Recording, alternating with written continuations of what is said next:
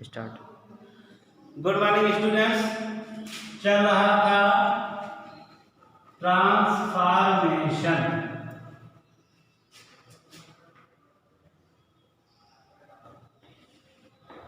रूपांतरण।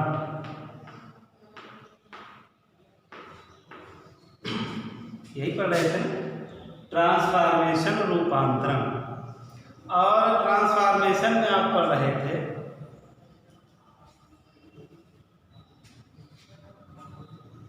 Degrees of comparison का ट्रांसफॉर्मेट करना। तो रूल चल रहा था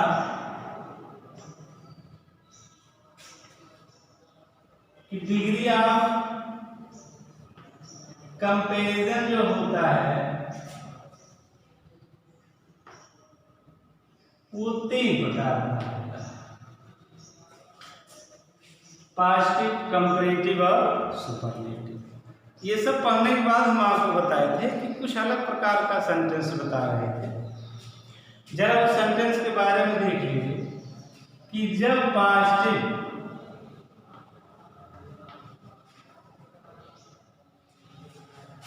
नो अदर से प्रारंभ हो, यदि सेंटेंस में पॉजिटिव आपका नो अदर से प्रारंभ हो तो उसको कंपैरेटिव में ट्रांसफॉर्मेट करने के लिए नो अदर के स्थान पर देन एनी अदर का प्रयोग किया जाता है। किसके लिए? नो अदर के लिए। नो अदर के लिए आप किसका प्रयोग करोगे? देन एनी अदर, चूंकि देन कंपैरेटिव में लगता है। और उसी के लिए सुपरलेटिव में ऑफ ऑल का प्रयोग किया जाता है। ऑफ ऑल का प्रयोग किया जाता है। ये तो पहला नियम था आपका इस टाइप के सेंटेंस में। फिर क्या होता है, दूसरा जो नियम कह रहा है वो ये कह रहा है कि यदि आपका पॉजिटिव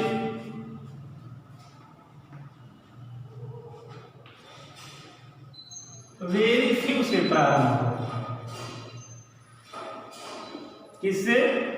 वेरी फ्यू से, तो ये जो कंपैरेटिव होता है वेरी फ्यू के लिए देन ऑल अदर का प्रयोग किया जाता है।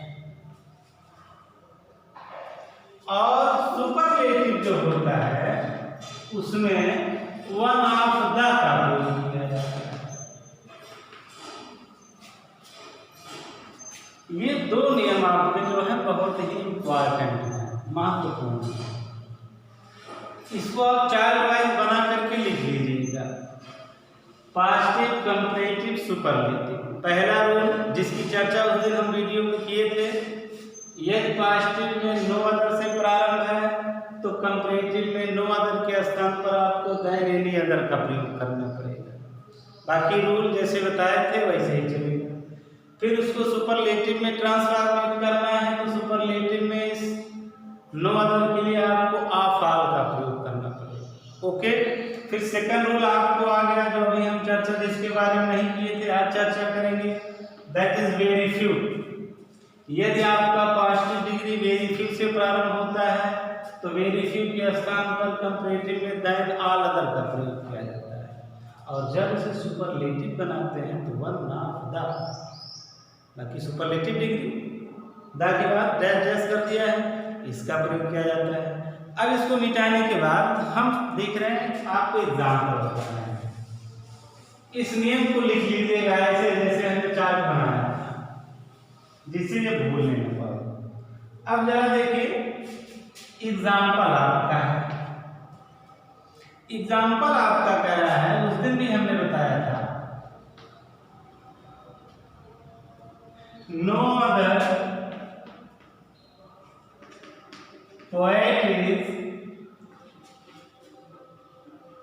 as famous as Tulsidas. ये पॉजिटिव में है क्योंकि फेमस पॉजिटिव डिग्री लगी है, एज दोनों तरफ लगा है। और किससे प्रारंभ है ये? नो अदर से प्रारंभ है। अब इसी को ट्रांसफॉर्मेट कर देना है कंपैरेटिव में, इसी को ट्रांसफॉर्मेट कर देना है सुपरलेटिव में। ये पॉइंट हम पढ़ रहे हैं। No other poet is as famous as Tulsidas. Okay, अब इसको कंपैरेटिव में यदि बदला जाए तो आप सबसे पहले क्या लिखोगे? तुलसीदास इज फेमस का comparative more famous. Tulsidas is more famous. अब कंपैरेटिव डिग्री के बाद क्या लगाया जाता है? Than more famous than. अब नो अदर के लिए किसका प्रयोग किया है? Any other. और यहां पर क्या हो जाएगा? Poet. Tulsidas is more famous than any other poet. No other ये पास्ट में था। किसमें था बेटा? पास्ट में। ये किसमें हो गया? कंपैरेटिव में। अब बचा गया है सुपरलेटिव। अब जब सुपरलेटिव बनाना है चार्ट के अनुसार देखिए तो हमने लिख दिया है Tulsidas is the most famous poet of all. ये बन गया आपका सुपरलेटिव।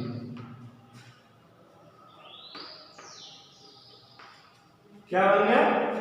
सुपरलेटिव बन गया। Tulsidas is the most famous poet of all. यही बात हम कर रहे थे कि नो अदर का संबंध देन एनी अदर से, फिर नो अदर का संबंध ऑफ ऑल से। तो आप ऐसे रख लीजिए, no other than any other of all. No other means positive, than any other means comparative, of all means superlative. ये आपका एग्जांपल बताए थे। जरा एक एग्जांपल और देख लीजिए। सेंटेंस आ जाए no other city is as big as Kolkata. ऐसा सेंटेंस आ जाए no other city is as big as Kolkata. ये किसमें है? पास्टिव में है। पहचान लिया आपने कि इसमें पास्टिव डिग्री लगी है बिग, दोनों तरफ क्या लगा है?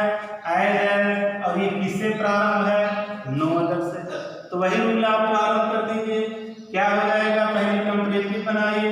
आपका सब्जेक्ट में क्या है? कोलकाता। इज बिग का कंपैरेटिव क्या हो जाएगा बेटा?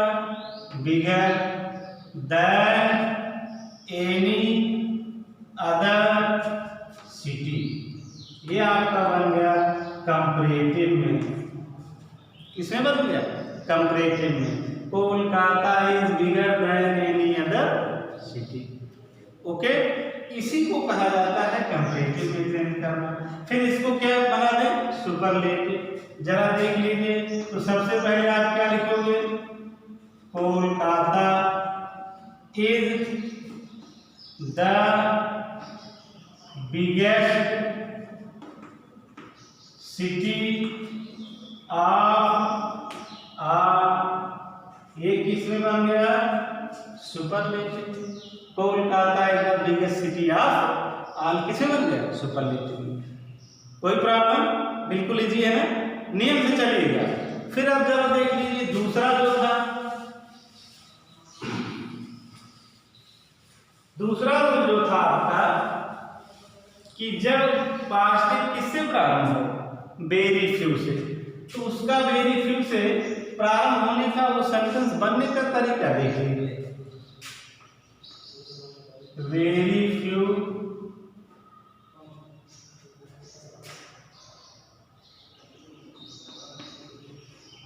poets are as great as Kalidas. अब आ गया very few poets are as great as Kalidas. Very few प्रारंभ है, एज लगा है, ग्रेट लगा है, पास्टिव हो गया। क्या हो गया? पास्टिव। अब इसका जरा तरीका देख लो बेटा। जब कोई भी सेंटेंस वेरी फ्यू से प्रारंभ होता है तो उसका सब्जेक्ट प्लूरल होता है, बहुवचन में होता है। तो आप यहाँ पर लिखोगे वेरी फ्यू पोएट्स और हेल्पिंग वर्ब किस में आ गया? इसके स्थान पर आर। ये देखिएगा वेरी फ्यू पोएट नहीं होगा, वेरी फ्यू पोएट्स होगा। और जब पोएट्स होगा तो यहाँ पर हेल्पिंग वर्ब क्या आ जाएगा? आर आ जाएगा। Very few poets are as great as Kalidas. अब ये पास्ट में है, इसको बताना है कंपैरेटिव में। अभी हमने आपको चार्ट बनवाया था नियम का, ठीक है? उस नियम के चार्ट से सबसे पहले आप क्या लिखोगे? कालिदास। अब जब कालिदास आ गए सिंगल सब्जेक्ट, यहाँ पर क्या हो जाएगा? इज। थोड़ा परिवर्तन देखिएगा, कालिदास इज। ग्रेट का कंपैरेटिव क्या हो जाएगा? Greater than. हमने अभी बताया ऑल अदर, और पोएट का plural poets. Kalidas is greater than all other poets. ये बन गया बेटा कंपैरेटिव में। Kalidas is greater than all other poets. अब इसी को सुपरलेटिव बनाना है। किसे बनाना है? सुपरलेटिव बनाना है। तो आप क्या लिखोगे? Kalidas is one of the greatest poets. ये बन गया सुपरलेटिव। ये नियम वेरी फ्यू वाला है। वेरी फ्यू के लिए देन ऑल अदर, और क्या है? वन ऑफ द है। अभी हमने चार्ट में बताया था। जरा देख लीजिए इसका दूसरा एग्जाम्पल।